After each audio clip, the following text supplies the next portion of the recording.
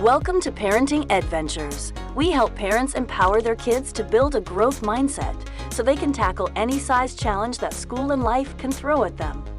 From grades to bullying and struggles at home and school, and everything in between.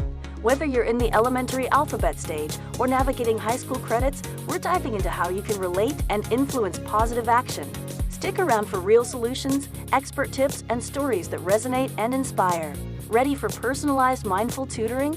Head to tutorteach.ca/tutoring to see how our 9 cornerstones to success have helped over 3,000 students achieve their goals. Now, let's dig into the episode.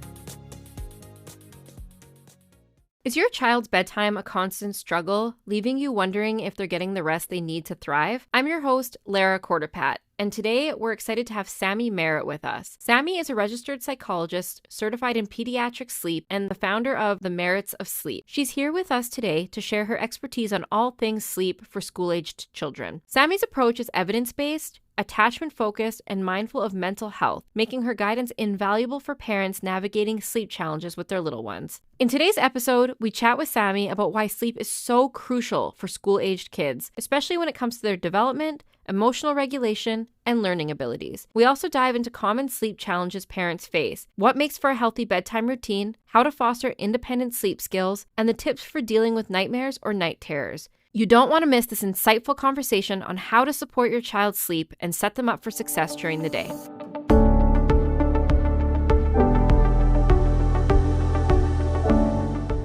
Sammy, thank you so much for joining us today. To start, could you share a little bit more about what you do and what inspired you to focus on sleep for children? Yeah. Well, first, thanks for having me. I'm so glad to be here. So I am a counseling psychologist, and part of the work I do is in pediatric sleep. And so I help families with babies, toddlers, and elementary aged kids get more sleep, particularly in ways, my particular focus is like ways that nurture the connection between parents and kids while you're holding those loving boundaries around sleep. So the reason that I got into it is really because of my own kids. I've worked in the field of psychology for a decade, but I got into the work of pediatric sleep a lot more recently. And because I love sleep and I need a lot of it. And then I had a baby. And the rest is history. That's right. And, my first baby, she was actually like a decent newborn as far as sleep goes. And then around 4 months, she stopped sleeping. 4-month regression came in hot, but I had no idea about any of that. And so then I went down like the baby sleep Google rabbit hole. And a rabbit hole it is. And I got so scared that there was no way to get her sleeping again without like harming her. All this stuff about attachment, and like I use attachment in my work, and so I was like, oh no, like I can't mess with our relationship. I can't do anything that might hurt her. And so we just like suffered for a long time. The two of us, neither of us were sleeping. It was just going really badly. And then I actually learned what the research actually says and got out of the Google rabbit hole. And she got more sleep. I got more sleep. She was happier. I was happier. And then I was like, wait a second. After a little while, I was like, wait a second. I can add this into my work. Like because I work with kids, teens, and adults.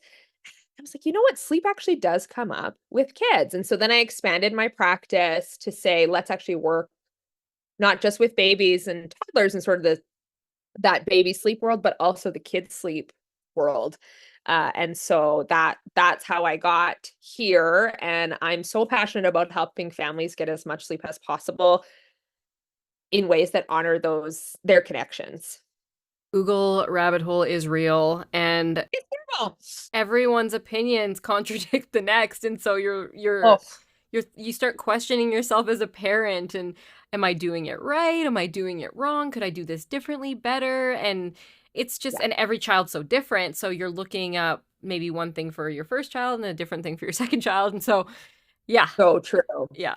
I know. And you're right. It does go into childhood. It's not like they turn one and they miraculously start sleeping. And one of my good friends said to me, I think it was even last night, she said, I think I'm going to be sleeping in my kid's bed until she's 18 because she wakes her so much. And so she's just kind of agreed to that because it makes life easier, I guess, in the end. And so being a parent is tough.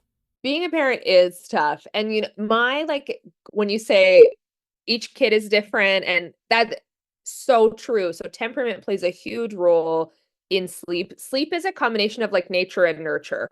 So some kids with sort of an easier temperament, they tend to sleep better from birth. Like they don't tend to need a lot of intervention, a lot of support. And so those are the little ones, babies, kids that just like lay down, go to sleep. I'm like, bye, see you tomorrow. Those aren't the families I usually work with. And not usually the families I'm speaking to on social media and stuff, right? Because the families that are seeking support, their kids don't do that. And so I think you can decide, does the way that sleep is going, if it's, I'm sleeping, my kid sleeps in my bed because it's just easier that way. My main question is that working for you? And I'm not going to decide. I'm not going to decide if that is working for you. You can tell me. If it is, why would you make any changes? Mm-hmm. But if it isn't, then we want to go, oh, okay, well, there are things that we can do.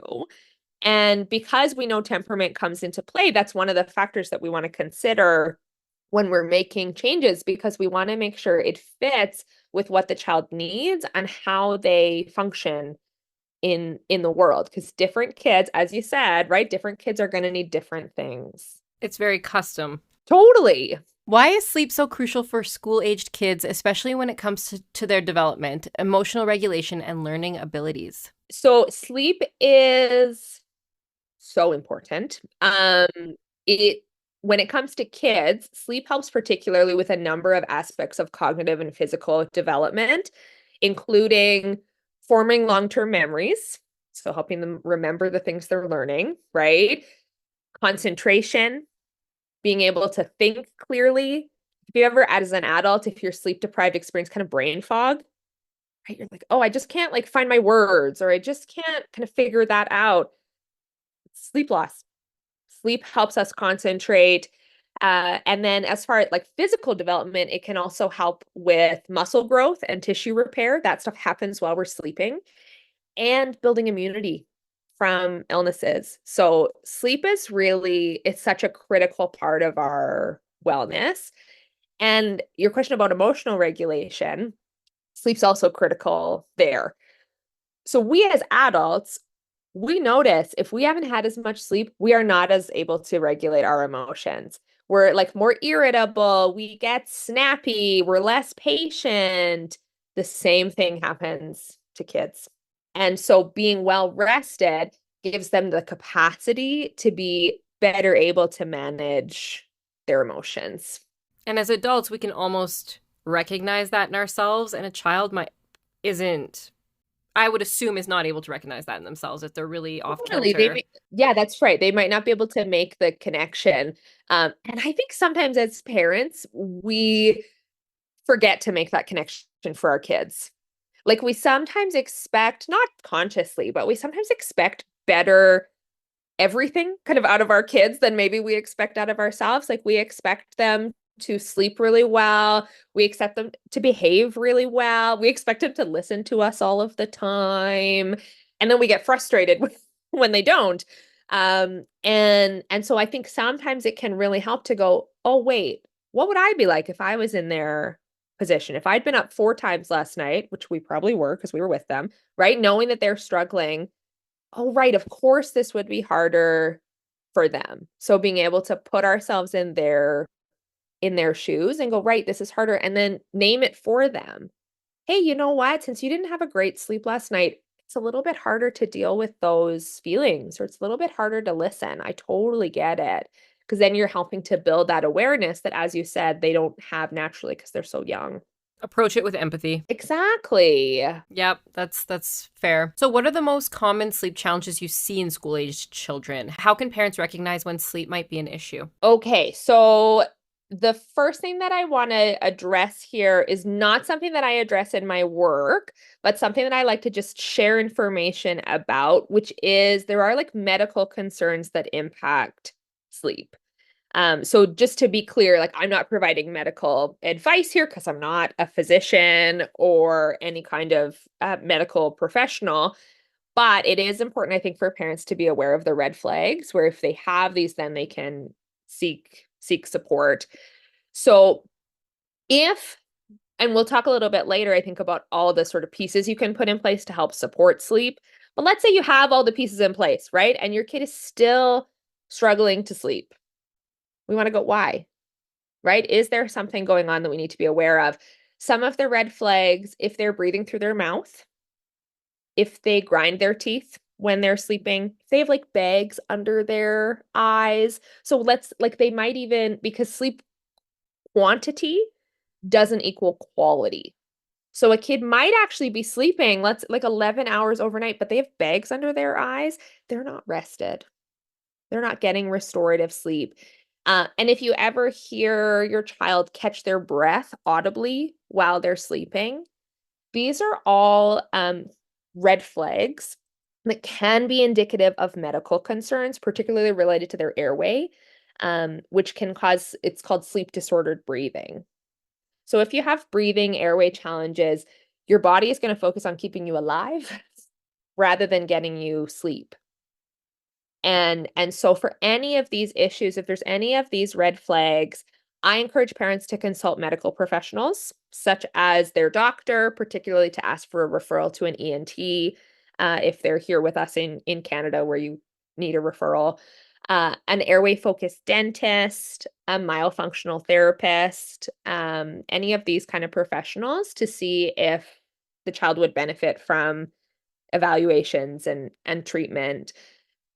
Because if there are medical concerns, none of the behavioral things we're going to do are going to solve those. Oh, and another red flag I totally forgot to mention is snoring.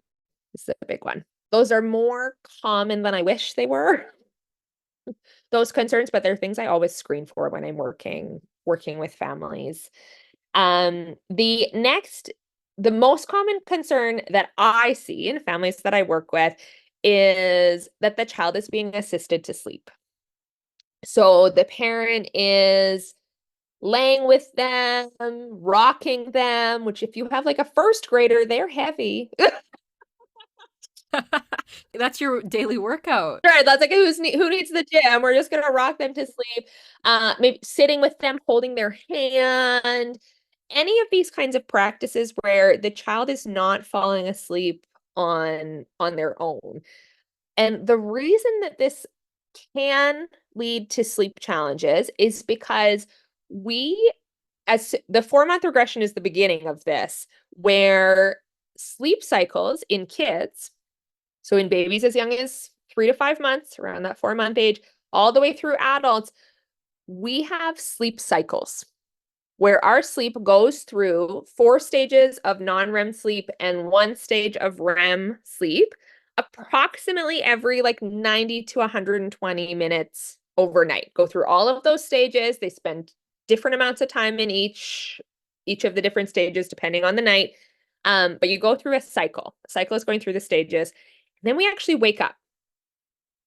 And this is like an evolutionary thing where we wake up, check our environment, make sure that it's safe. It's the same as where we fell asleep. And then we go back to sleep. This is because like the cavemen were watching, had to be on guard and stuff. So we still do this even though we are not cavemen. And so then, so they go through their sleep cycles and they wake up. And if the environment is different than when they fell asleep, that can cause them to totally wake up. Where normally, if as adults, we don't even remember waking. It's like everything's the same. I just kept sleeping. But kids and babies, if something is different, so let's say the parent was with them when they fell asleep, parent is no longer there, they get disoriented. This idea that like they should be drowsy but awake, it's fake news because drowsy is actually the first stage of sleep. And so if a kid is drowsy when they're laid down, that's the beginning of their sleep cycle already. And so they wake up, they kind of have to be made drowsy again. And so we want our child to be wide awake when they're laid down for sleep. Um, and the other piece is that even with that, it can take babies, like a 5-month-old, it takes time because they have to practice and learning. And so some babies pick up to it faster than others. But that's the whole idea of why we want to lay babies down and kids awake and alone, so that when they wake up in the night, they go, oh, this is exactly like it was when I went to sleep. And so now I'll just go back to sleep. Practice. Exactly. It feels safe though. Because really, like, sleep is the most like vulnerable thing we can do. We are alone. We are not watching our environment. Nobody's with us. Even when we're sleeping in the same bed as somebody, we're still like alone. You know, and so there is like that evolutionary mechanism, but also that sense of like, oh, I'm alone. I need to be safe by myself. So if we don't feel safe alone, then it's really difficult to sleep soundly. And so yeah, so being assisted to sleep is a challenge because then they wake up and they need assistance again. And we'll talk a little bit later about, well, how do we change that? But that sense of, oh, I'm alone and it's hard for me leads into another concern that I see with sleep, which is separation anxiety. Because it's a time of being alone, if kids have a hard time being apart from parents, it's really hard. It's hard for the parents too. I mean, that saying that like your child is your heart walking around outside your body, it's so true. So when you see your child suffer, it's really hard as parents. And so what we want to do with separation anxiety is do things that help bridge that connection to essentially help them feel like, okay, I can handle us being apart at sleep time, even though it's hard, right? We're not going to make it easy. We're not going to say, oh, you don't have to be upset about that, because we're not validating their experience. Their experience is they're having a hard time and we want to support them through that. And so some ways of kind of bridging that connection, a big one is having one-on-one connection time during the day. And I always say it's quality over quantity. And so it's not about spending the whole day together, which like they're in school, you can't do that anyways. And like you have stuff to do. Uh, but that idea of like uninterrupted time, just the two of us, where the kiddo is leading the play, they're leading the time together. It can even be 10 minutes. It just really fills that connection cup. So that's a big one because we want to make sure we're meeting their needs. And so it's like, okay, you have a need for connection that you're trying to meet now at sleep time. Let's meet it earlier in the day where it's more appropriate to be together. Right? And if you're filling their cup on the connection time, that also fills theirs on their, they want to behave a little bit better, and it's easy, like you said, it's easier to go to sleep. So holistically, it creates a more positive environment. Absolutely. Connection is key for everything with kids. I think in generationally, like a lot of parents now are millennials raised by boomers, and the kind of boomer vibe was compliance first. Let's get compliance and then we'll get connection. And this is just like the way the culture was. It's nobody's fault. It was evolved out of this like compliance, like, right? Kids are meant to be seen, not heard. That was like way ago. And then it just sort of evolved from there. And now we have the understanding that actually we need connection to gain compliance. That's important. It is huge. And it's something we miss it sometimes, not on purpose, but because we're like, go, and we're trying to do the things. And honestly, it would be so easy if our children just listened the first time. It's like, I don't want to repeat myself. This is hard. But when we are working to fill their connection cup, it can go a really long way. So absolutely, daytime behaviors and sleep behaviors, connection is magic. One of the books that I really like for kids is The Invisible String. Do you know this book? Yes. Isn't it Yes. so good? Yeah, we bought that book for my kids when my grandma passed away, and it really, and Oh, then our dog just passed away recently, and so I'm it sorry. helps explain, in a childlike way. Totally. That the connection is maintained even when we're not together anymore. So absolutely, right? If someone we love has died, we're still connected to them because our love still remains. And so at sleep time, it's this idea that our connection still remains even if we're not together, even if we're in different rooms, right? Or if mommy's on a trip, right? Mommy's love is still there for you and you can still go to sleep even when it's hard. And so I really love just that whole idea. And the book's just so beautiful, and so sweet. And so that idea that our connection does get maintained even when we're separated. And there's some tangible things that sometimes kids find really helpful at sleep time, like maybe a soft shirt that smells like a parent or a family photo by the bed, which like it's dark in their room. They can't see it, but they know it's there. Comfort item. Comfort item. The kissing hand is another great book because the invisible string, it's so beautiful. It is intangible, and kids developmentally need concrete things to help them. And so, right, do they have like a bracelet? Or, do we do the kissing hand? They have a shirt of yours that they hold where they have a tangible representation of that connection. And then the other piece, we'll talk about bedtime routines a little bit later, but when we're engaging in separation, and this would be true whether we're dropping them off at school or daycare or putting them to bed, is to have like a goodbye and a hello routine where we say something at bedtime or do something, right? We say, good night, I love you. And we give them like a special hug and a hand squeeze or whatever, right? This little connection routine that's consistent. And then in the morning, when we see them for the date, we have like a special hello routine where it's, oh, I'm so glad to see you, big squeeze, or something like this that is consistent. They can rely on it. And it helps reiterate this sense that parents will always come back. Even though we're apart, parents will always be there for you. A sense of routine. Exactly. A sense of if we have routine and connection, we're doing really well as far as building sustainable habits for kids. So, on that note, when it comes to creating a healthy bedtime routine for kids, what should parents focus on in general? What makes for an ideal sleep environment? Are there any bedtime habits that parents might think are helpful but actually cause problems with sleep? Okay. So I'll say environment and routine can get kind of the most bang for your buck in that they're fairly simple to implement, but do a lot. So environment, we want the room to be dark. We all sleep better in darkness. And when I say dark, I actually mean like a cave.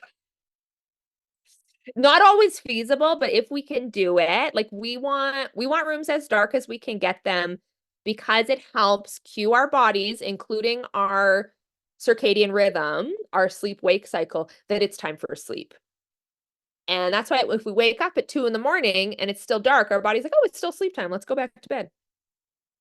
And with kids in particular, sometimes early morning wakings can be a challenge where they're like, it's 5 o'clock, I'm up for the day. And parents are like, absolutely not. One of the main culprits for this is light coming into the room because light tells your body to wake up. And so if sunlight is coming into the room, particularly in the summer, right, where the sun is coming up earlier, then their bodies think it's time to wake and it's harder for sleep. One of the questions that I get is like, well, then if their room is dark at home, then they won't sleep like when we're on trips or on the go, like naps on the go for younger ones or things like this. And what I have to say to that is that I would rather give them the best chance at their best sleep at home, where they're sleeping the majority of the time. And for those off times, yes, they might have a harder time sleeping when it's not dark, but honestly, that's more of a temperament piece than anything else. Like some kids are just more flexible on the go than others. And my kid, We bring our blackout blinds with oh, us. oh my gosh, me too. Always try. Although now my kids are old enough that they wear sleep masks. Perfect. And I'm like, oh, this is so much easier than taping the things on the windows. 100%. Like that whole thing, right? Like we as adults have sleep masks because not everyone wears that, but that idea, right? They're for travel where it's not as dark because we know darkness is really helpful. So darkness is a big one that, as I said, fairly like simple to implement and big impact. The white noise is an option. Sometimes people think white noise is just for babies, but again, research has shown that white noise helps people of all ages sleep. For a couple of reasons. One is that it is continuous. If it plays all night, then when you wake during your sleep cycles, oh, it's the same as when I went to sleep, right? It's continuous. It's a sleep association, so we hear it and we go, "Oh, this is for sleep. I'm starting to get sleepy." The third piece for white noise is that it blocks out environmental sound. So because kids are going to bed earlier than parents, right? This way you don't have to like tiptoe around them and like only whisper because the white noise is blocking out your noise. And then yes, so temperature is the other piece of the environment. They say like a cool room, but they actually mean like 18 to 20 degrees. So it's essentially room temperature. It's not freezing, but because your body naturally drops in temperature when you're asleep, if it's too warm, you'll get sweaty. Right? So they say a cool room, but I think it's like, oh, room temperature. Just keep living as you live. Unless you're one of those houses that has it like 24 degrees during the day, then yes, you'll have to turn your thermostat down at bedtime. One of the things that we run into with sometimes kids is like fear of the dark. So people ask, what about a nightlight? Right? My kid is saying they won't sleep in the dark. And what I recommend there is if we need a nightlight, ideally actually a red light is recommended because red light doesn't disrupt melatonin production where blue and yellow light do. And so a red light you can have on all night and it won't impact their ability to sleep. But a brighter light again makes their body think, oh, it's time to be awake. And can be confusing there. And that is related to one of the habits we want to avoid, screens. We hear about screen time a lot related to bedtime. Like they tell us as adults, like, don't use your phone before bed. And all the adults are like, I never.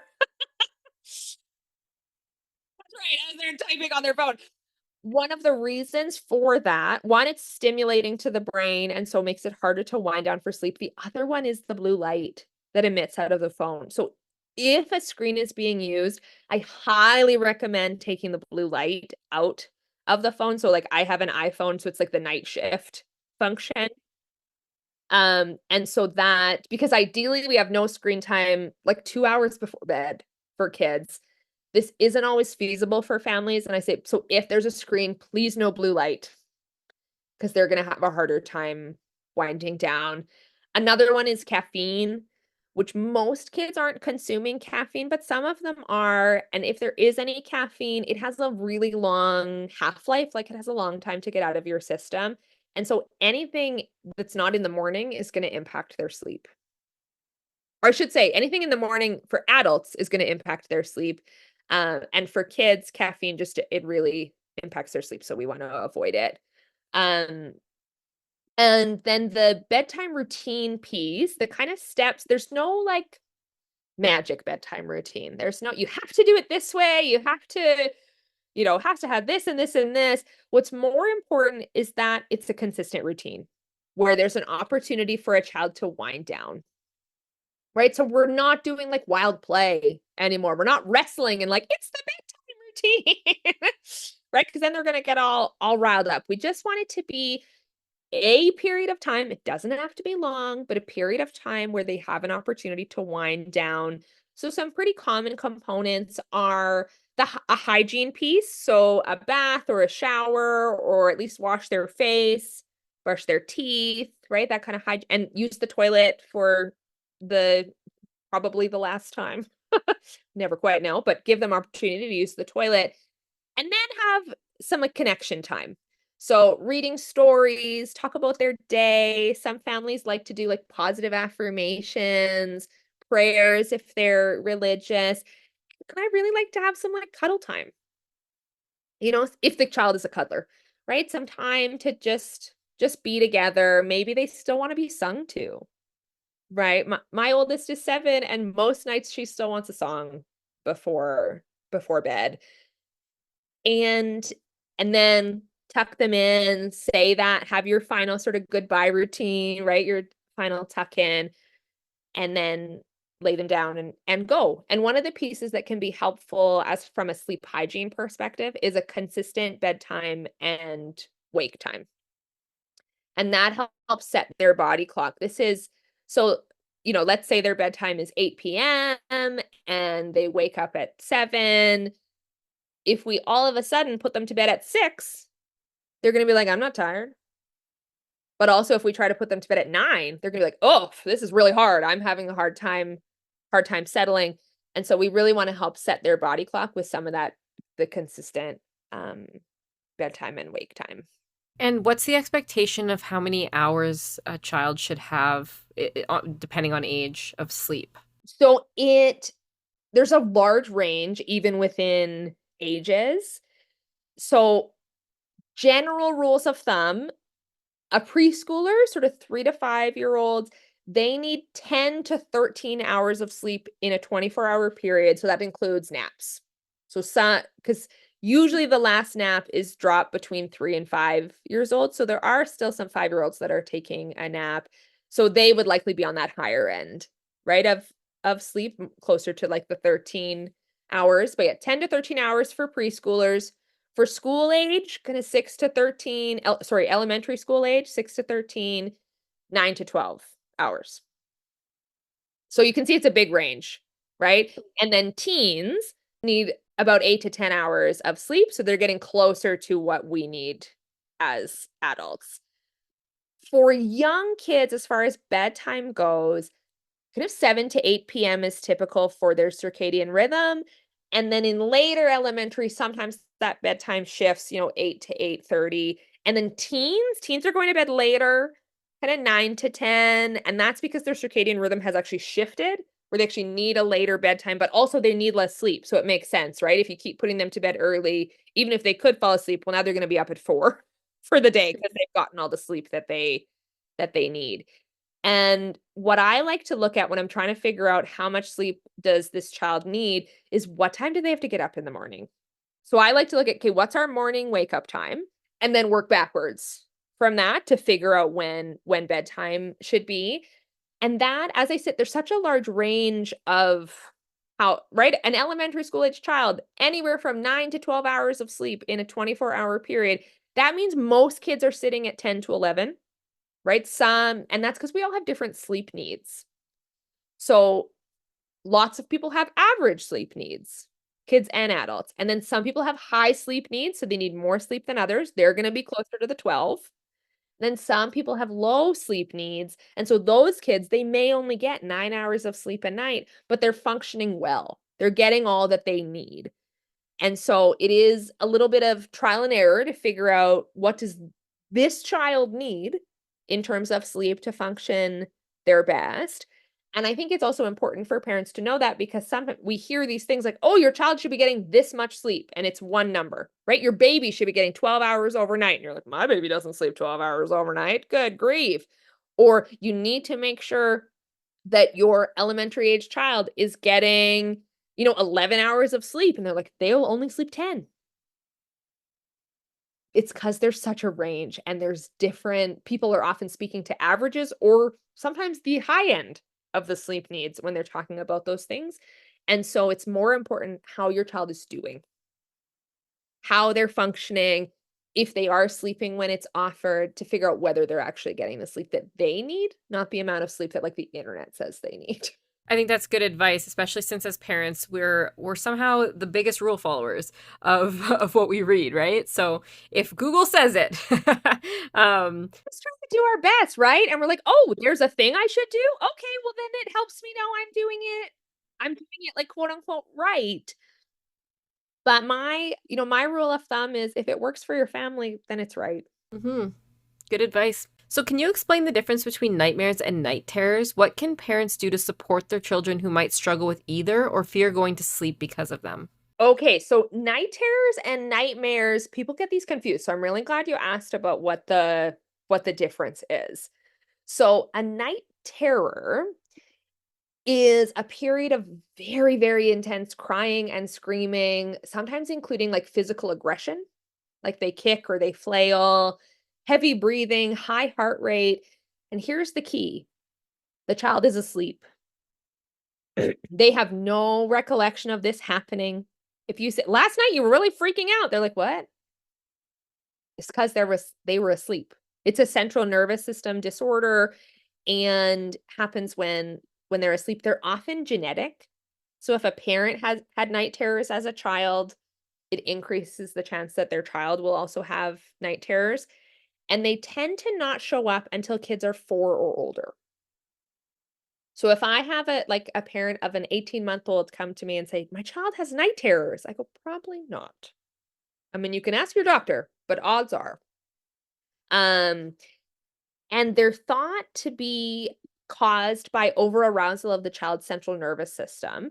So there are some things we can try to do to curb that, like having a relaxing bedtime routine, making sure bedtime is early enough, because if a child is overtired, if they've been up for too long, they're going to have increased cortisol in their system, which is going to dysregulate their central nervous system. And those, like, sleep hygiene pieces of, like, no caffeine, no screens, no sugar before bed are extra important if night terrors are a challenge.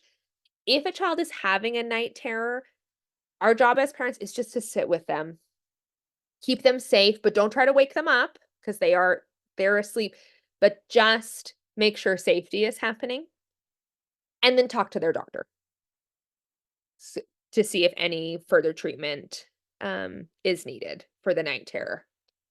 A nightmare, in contrast, the child knows all about it, right? So they've had a bad dream, and then when they wake up, they're scared or they're upset because whatever happened in their dream was upsetting.